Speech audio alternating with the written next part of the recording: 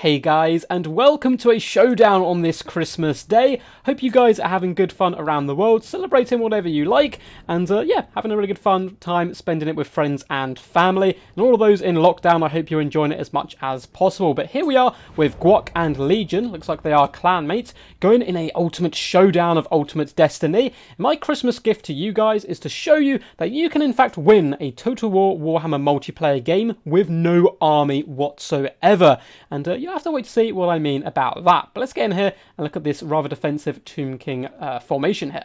So we have Skeleton Spearmen dotted all the way along. Cheap, cheerful, just happy to be here. These animated corpses here to hold the line and not do too much damage back. But they'll be able to go toe-to-toe Peasants, relatively okay. But apart from that, they're just going to absorb the damage and allow the harder hitting units of this Tomb King build to really carry the day. As for those hard-hitting units, we do have double Tomb Scorpion, one of which does have a chevron. And these bad boys have such cool models. I don't really play Tomb King, so I kind of miss out on seeing such epic stuff. But the Tomb Scorpion has to be one of the coolest looking models in the game. Just look at it. Absolutely scary and fantastic at the same time. We do have double Tomb Prints on Chariots. Now, Chariots are very good in general, but you do need good micromanagement, otherwise they can get pinned in, surrounded, and these mighty lords can be dragged from their chariot rides here.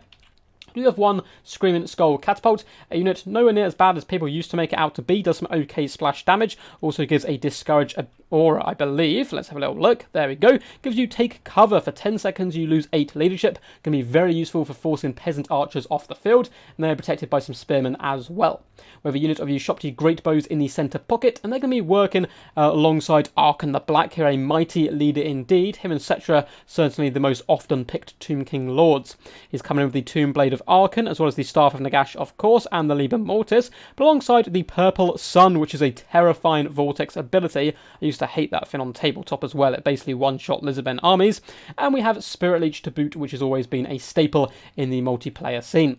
Over on the left-hand flank, we have some Skeleton Horsemen, and a nice contingent on the right-hand side. We have 2 units of archers going to be pressuring the enemy, and they're escorted by a unit of Skeleton Horsemen. It's always good to have some light skirmish cav to help protect your ranged cavalry. So for the mighty forces of Bretonnia, it's a pretty bad to the bones front line. No filthy unwashed peasants here. No, we have royal battle pilgrims. These guys are using their shields in a rather funny formation. It looks like they're actually kind of using them upside down. Perhaps they've been a little lost here. The battle pilgrims are going to be charging into glorious combat. Now these guys do have frenzy. Should be able to chew their way through the undead hordes of skeleton spearmen relatively quickly. 40 melee attack is certainly no joke whatsoever. We have some Knights of the Realm, which are anti-large on this right-hand side, riding for the lady and for the king into the unknown here. And do we have more knights on the other side? We do indeed. We have some Question Knights. Looks like they're actually dotted in the central portion. These guys are anti-infantry and have pretty decent staying power. You can actually use them in prolonged combat, but still, I would rather use them via cycle charging. And on the left-hand side, we have some more Knights of the Realm. Once again, anti-large, always good up against the Tomb Kings.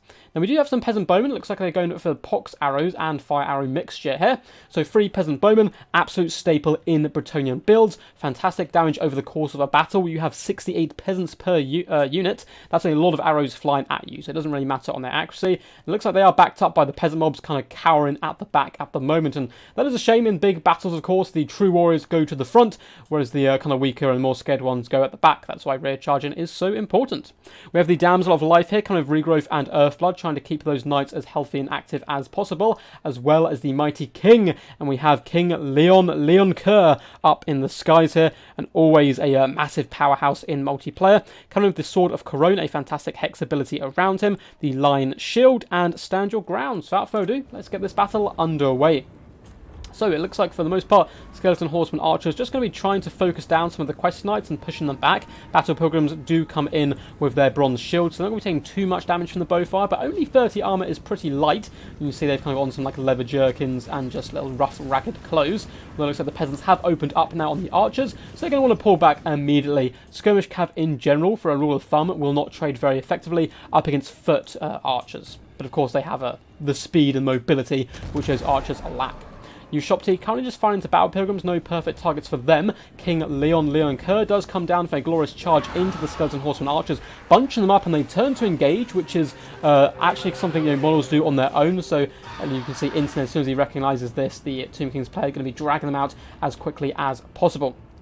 Ushopti have switched targets onto the Knights of the Realm, which is a good pick for them. They will be able to kill models, which is the most important thing. Screaming Skull Catapult is launching shots in and going after those Peasant Bowmen. You can see their leadership just absolutely tanking. They're not having a good time of it at all. If you can force them off the field, your opponent's going to have to stretch his micro, consistently bring them back. They won't be firing at that entire time.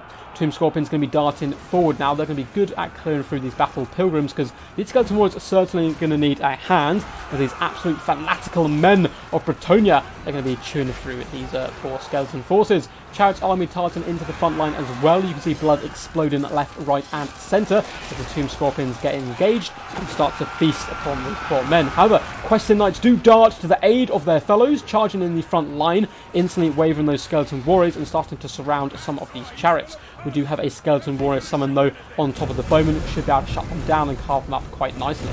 In the back lines, Knights of the Realm are trying their best to catch these skeleton horseman archers, and it looks like they may indeed do so, although there are some skeleton spearmen full support, so they might not want to stick around for too long. The king is just flown up in the skies for now, probably going to be trying to hunt down the Tomb Scorpions, who are desperately trying to push forward and eat that Damsel of Life. But they've overextended a little bit here, and with an overcast Earthblood, Questing Knight nearby, and the king, these Tomb Scorpions are in huge trouble, and they're being pinned in by Knights of the Realm. This is the danger of overextending. Sword of Crone has been popped, and that Tomb Scorpion simply has no way of escaping such a dangerous situation, although it looks like his brother is going to sneak out during the carnage. Screaming Skull Catapult's doing fantastic work onto the Peasant Bowmen in the distance. Oh my god, yeah, look at this Tomb Scorpion! It is getting absolutely slaughtered here. For the most part, Bretonnia is doing okay in the front line. Some summoned skeleton warriors though pinning back the remainder of the troops. And fantastic micro so far by the Tomb Kings. As you can see, their chariots have not really stayed kind of still at any point engaged in combat. 46 and 29 kills, bouncing around the battlefield. They've certainly had the upper hand on this left-hand side, completely shattering at some of the Peasant Bowmen, driving back the Questing Knights. But the king is going to be a bit of a problem here. Screaming Skull Catapults up to 73 kills. Let's see what they are indeed firing at. It says they are firing. We'll wait to see. And bam! There we go. Launching the shots through the air. They are still trying to hunt down the Peasant Bowmen, which is a good target. These guys already wavering before the shots even come in here. We do have a Ushopti summon going to be used here to try and hunt down the Peasant Bowmen, which is a good play. You want to get the Bowmen offline as quickly as possible, but at the same time the Ushopti could have been used to hunt down some of the cavalry. Big fat purple sun comes down here, roasting some battle pilgrims as well as Knights of the Realm in an attempt to save the Ushopti. Going to do a little bit of friendly damage as well, but good usage of that spell all round. Fortunately for the Tomb Princes, they are dueling a king, and the prince is nothing to a king, obviously. And when they're on their charts, they're anti-infantry, not anti-large. So they're really going to struggle up against the might here. But the curse was popped on him. Knights of the Realm are going to be used to swircle around and pin in the mighty Tomb Prince. Questing Knights are starting to waver here as well, as the Screaming Skull Catapult goes about its dirty business. Tomb Scorpion with the Libus active is going to be trying to duel the king. But with an Earthblood on him, he's not going to mind too much. He's relatively full health. And that Catapult doing such good work. Hell and Break, relatively healthy for late game. Questing Knights and Knights of the Realm. Still, about a quarter health on those bad boys.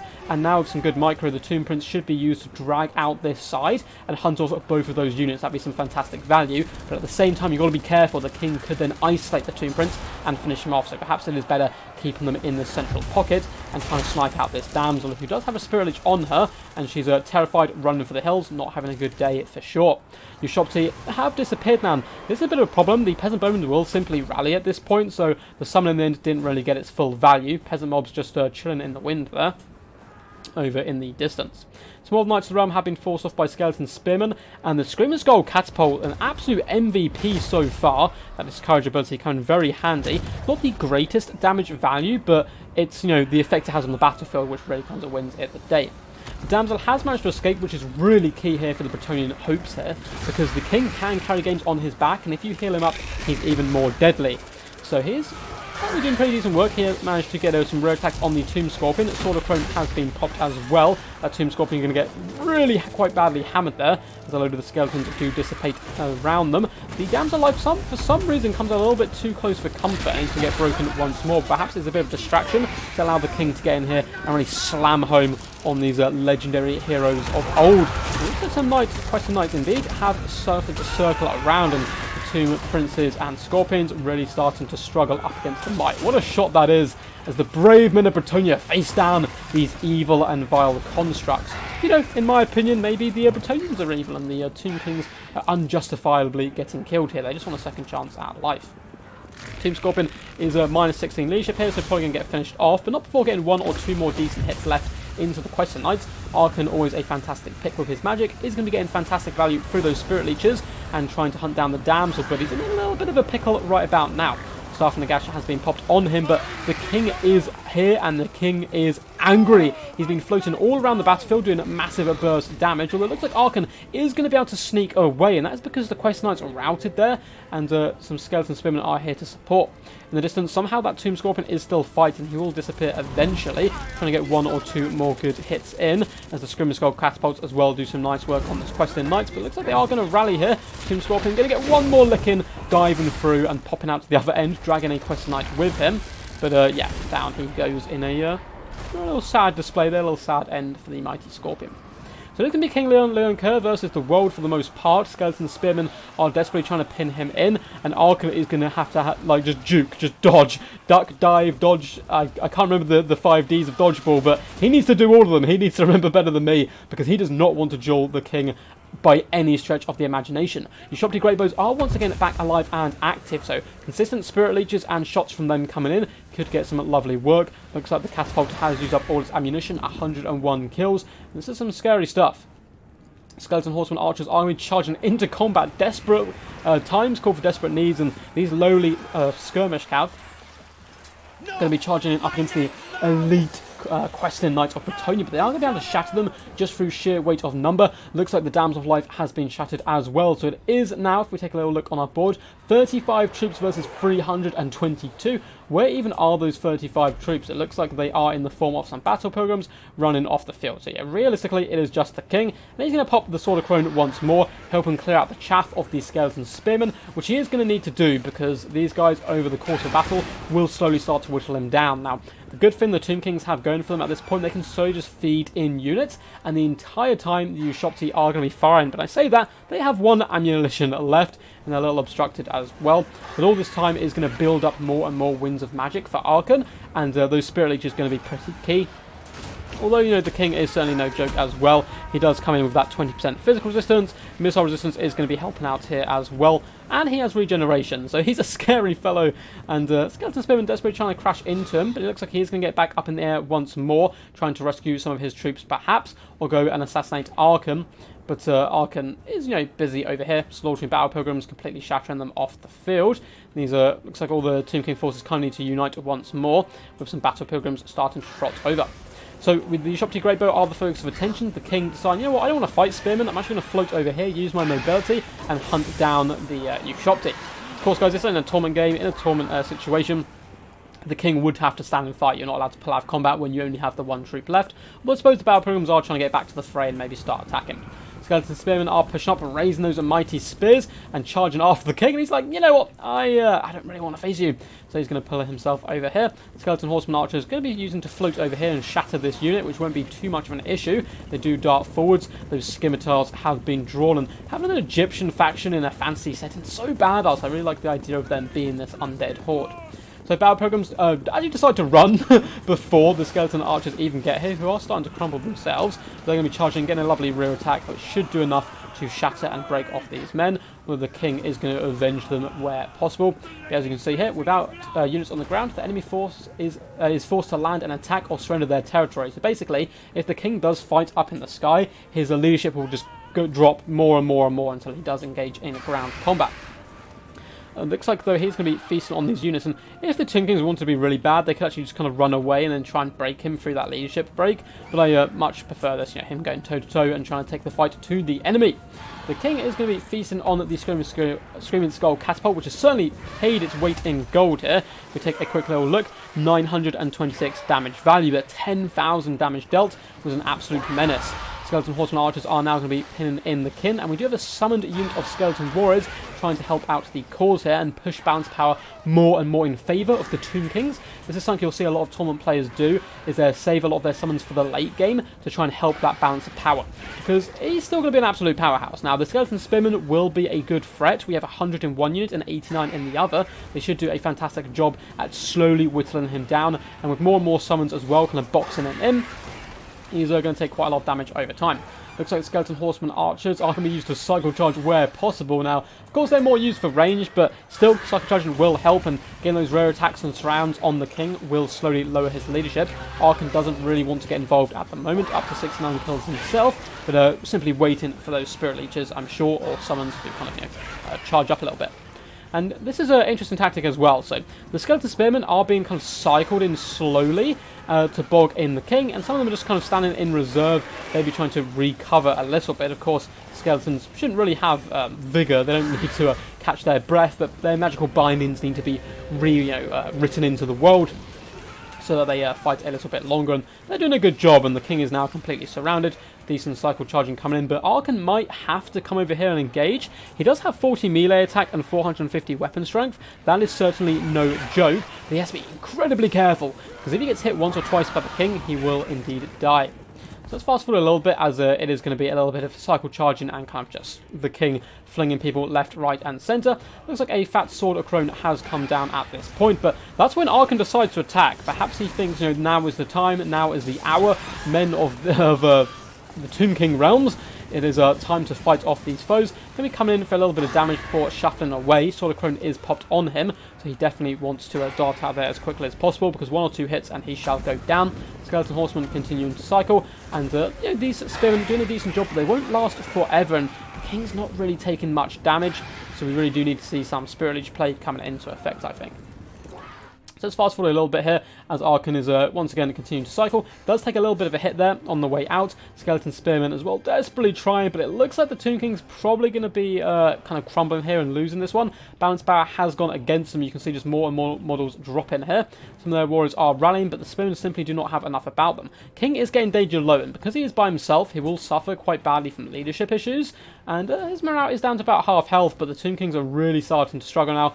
Arkan just floating left and right, considering, do I charge, do I not charge? It's such a risky move, but I think he needs to. The Lion Shield is currently active, and you can see a lot of these skeleton spearmen are starting to crumble and disappear. Skeleton horsemen as well, not having a good day, and unfortunately the king is still pretty much half health, so it looks like we may be coming in for a final showdown. Spirit Leech has been popped on him, and he's near his healing cap, so down just 1,600 health. If Arkan gets some incredibly lucky RNG, perhaps there is hope yet. Sword crone has been kind of a little bit wasted here, because Arkan managed to dart away out of it, so it's not going to be used when in that kind of final confrontation, which it looks like it is going to come down to, as the skeleton spearmen and skeleton horseman archers trying their best. But it's a pretty close fight. King Leon up to 164 kills, having a whale of a time. I wonder what his mighty beast is called. I'm not sure if it has its own name. Most of the legendary lords have kind of cool names. Over 4,400 damage value. He is going absolutely ham. Arkan the Black down just 1,000 health. Really needs to be really careful. Manages to dart away once more. But the health bars are nearly level here, but it's also nearly a level playing field in the numbers. 33 skeletons remain. King does turn his back for a brief second, allowing Arkan to come in here and do some really nice damage. These poor spearmen going down though, crumbling, not having a good day. You can see more and more horses are falling to the ground. And it will come down to a duel of the fates, so cue the awesome music. Let's pop in and have a little look. So Arkan trying his darndest, but realistically, unless he gets incredibly lucky here, I don't think there is much hope. Now, for a spellcaster, he's a pretty good duelist. 340 health though isn't great, and he's got the king down to just 600. He's going to need an absolute miracle. Minus 15 health as well, so the crumbling has come into effect. But in the last quarter, we do come in with the skeleton warrior summon, but is it going to be enough? King Leon Lunker now is surrounded, but he slays Arkan. The Tomb Kings fighting with literally 0 forces. The only troops they have are summoned units, so they are on a ticking clock here, and their leadership is getting quite low, but so is the King's. He's down to just 500 health. If they can get in a few lucky hits, perhaps there is a chance. Stand Your Ground has been popped as well though, so he's taken relatively little damage. Still, it's all going to help out. 500 health he is down to now, and his leadership is wavering quite badly. Now if we have a little look over here at his leadership, he's exhausted, he's currently losing, his flanks are exposed, he is surrounded, and the king does flee. So very well played there to both of these true legends. And here is proof you can win a Total War Warhammer multiplayer game without even needing an army left standing. Of course, you do need that little army there to do a little bit of damage, just to help out a little bit. But what a crazy game. Massive shout out to Legion and Gwok. Two players I'm big fans of their playstyles. And I've seen them on like different streams, on different people's channels and so forth. Always happy to have them on mine. Two really cool chaps. So anyway, guys, hope you did enjoy. Happy Christmas and happy holidays and happy everything to you guys. I hope you have an awesome year ahead of you guys and you're celebrating as best as you can. If you did enjoy this video, feel free to give it a big old thumbs up and subscribe for more Total War Warhammer content. And if you want to support the channel in any other way, you can. And we do indeed have a Patreon account. You can find that in the description down below, as well as other ways you can support the channel. So guys, that was some pretty crazy stuff. What did you think of that one? Question Knight's getting some fantastic damage. Good cycle charge and all round by Gwok. Managing to pin in and isolate a lot of troops, especially these Tomb Scorpions. You can see one of them 33 damage value. Got sniped out very effectively. And did some good work throughout. Unfortunately for him, the Peasant Bowmen got countered by the Scream Skull Catapult and kind of got shut down pretty early by summons. Battle Pilgrims are an interesting choice. I don't see them terribly often, and they didn't really get fantastic damage across the board apart from two of the units, kind of getting beaten down by Tomb Scorpions, kind of other nasty chariots and so forth. But they did the job of kind of holding the line and allowing the King, who was the real carrying force here, 28,000 damage dealt is insane, and 5,000 damage value. He really tried carrying this game on his back, but alas, it wasn't quite enough.